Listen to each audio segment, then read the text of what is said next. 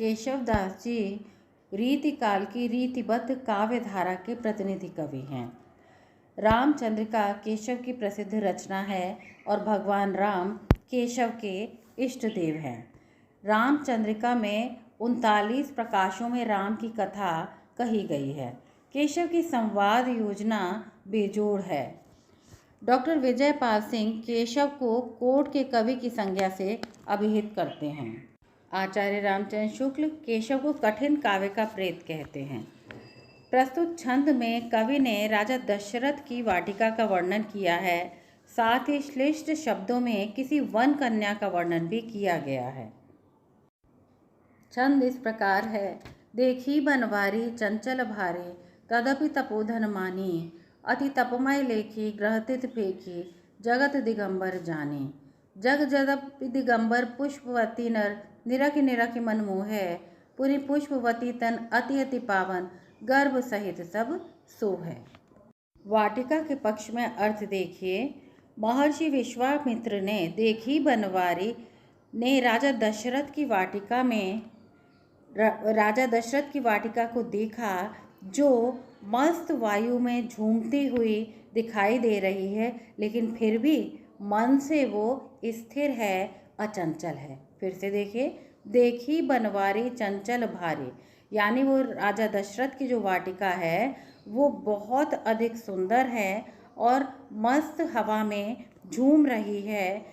तदपि तपोधन मानी, और वहाँ पर वो तपस्वियों के समान आचरण करने वाली है, उसका मन तपस्वियों के समान स्थिर है। अति तपमय लेखी ग्रहतित पेकी, यद्यपि वो तपस्वियों की तरह आचरण करती है और घर में ही अवस्थित रहकर जगत दिगंबर जाने, समस्त ऋतुओं को दिगंबरा रूप में सहन करती है। कहने का तात्पर्य है, जिस प्रकार कोई तपस्वी सर्दी, गर्मी, जाड़ा, बरसात इत्यादि ऋतुओं को खुले में सहन करता है, उसी प्रकार यह वाटिका भी सभी ऋतुओं को तपस्वियों के समान ही खुले में ही सहन करती है। और जगत दिगंबर जानी, और संसार के लिए वे खुली हुई है और उसको कोई भी उसके सौंदर्य को देख सकता है। जग जदपि दिगंबर, यानी ये जो पुष्प वाटिका है, यद्यपि ये संसार के लिए किसी के लिए भी दिगंबरा है, अर्थात किसी प्रकार से ढकी हुई नहीं है। नर निरखि नरखि मनमोह है, इसके सौंदर्य को देख करके, इसमें खिली हुई वनस्पतियों, पुष्पों इत्यादि को देख करके सभी लोग मन ही मन इसके सौंदर्य को देख करके मुग्ध होते हैं। ये अति पुष्पवती तन, ये जो वाटिका है फूलों, फलों और पुष्पों से युक्त है।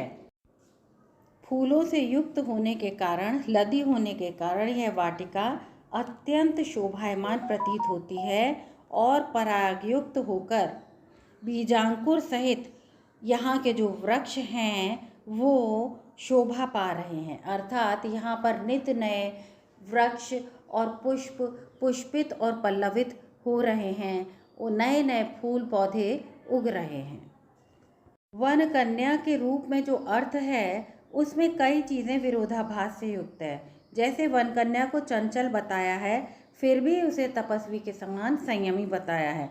यानी सामान्य रूप से जो नारी संयमी चंचल होती है वो संयमी नहीं हो सकती, लेकिन ये जो वाटिका है ये चंचल भी है और तपस्वियों की तरह संयमी भी है। वो तपमय होने पर भी अपने घर में रहती है। जिस नारी में वैराग्य की भावना आ जाएगी वो अपने घर में सांसारिक कार्यों में अनुरक्त नहीं हो सकती, ऐसा माना जाता है। और इस प्रकार यहाँ पर कई विरोधाभास दिखाई देते हैं। यहाँ पर इस पद्यावतरण का दूसरा अर्थ वन कन्या के पक्ष में है। महर्षि विश्वामित्र ने राजा दशरथ की वाटिका के रूप में किसी वन कन्या को देखा है, जो कि चंचल भारी, जो कि चंचल स्वभाव की थी। तदपि तपोधन माने, तब भी उसका मन तपस्वियों के से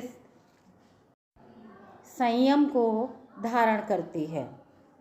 इस कथन में विरोध है कि जो नारी चंचल होगी वो संयमी नहीं हो सकती, लेकिन यहाँ पर ये चंचल भी है और संयमी भी है।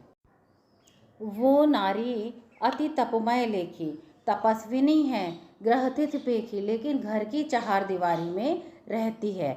जगत दिगंबर जानी, और तप से युक्त होकर के अपने घर में स्थित है, फिर भी संसार उसे दिगंबरा के रूप में जानता है, अर्थात संसार के समक्ष वो दिगंबरा के रूप में जानी जाती है, बिना वस्त्रों के जानी जाती है। जग यद्यपि दिगंबर, यद्यपि संसार के सामने वो दिगंबर है, पुष्पवती नर, फिर भी वो सगर्भा है और अत्यधिक पवित्र है। नर निरखि निरखि मन मोहे। कहा जा सकता है कि सगर्भा स्त्री का सौंदर्य दर्शनीय होता है और आदरणीय भी होता है। तो ऐसा प्रतीत होता है कि उसे देख करके देखने वाले मनुष्य लोग सगर्भा नारी को इज्जत सहित सम्मान पूर्वक उसको देखते हैं और उसकी सगर्भणीय शोभा को देखकर मुग्ध हो जाते हैं। कहा जा सकता है कि वो वन कन्या अत्यंत पवित्र है और संसार के सामने श्लाघनीय है, वंदनीय है। यहाँ पर इसके कुछ कठिन शब्दों के अर्थ दिए गए हैं जिसको कि आप अच्छे से देख सकते हैं। इसके पश्चात इन स्लाइड्स में, पहली स्लाइड में और दूसरी स्लाइड में इसके अलग अलग अर्थ दिए गए हैं। यदि हम देखें तो इस छंद में कवि की चमत्कारिक प्रवृत्ति दृष्टव्य है, जिसके कारण भाव पक्ष को कई बार ठेस लगती सी प्रतीत हो रही है। रामचंद्रिका की भाषा संस्कृत प्रधान ब्रजभाषा है, छंद कवित्व है, अलंकारिक रचना है, निम्बार्क संप्रदाय में दीक्षित हैं और इन्हें कठिन काव्य का प्रेत रामचंद्र शुक्ल ने कहा है।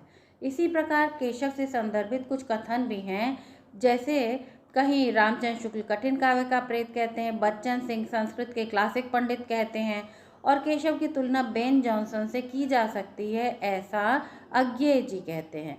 और इसके पश्चात भी कुछ अन्य उद्धरण हैं जो कि यदि आपको अच्छे अंक लाने हैं, नेट जीआरएफ क्लियर करना है, तो उन्हें आप लोग भाषा और शिल्प से संदर्भित हैं, उन्हें आप लोग पढ़ लें, याद कर लें और आप स्थान आने पर, समय आने पर पहचान जाएंगे।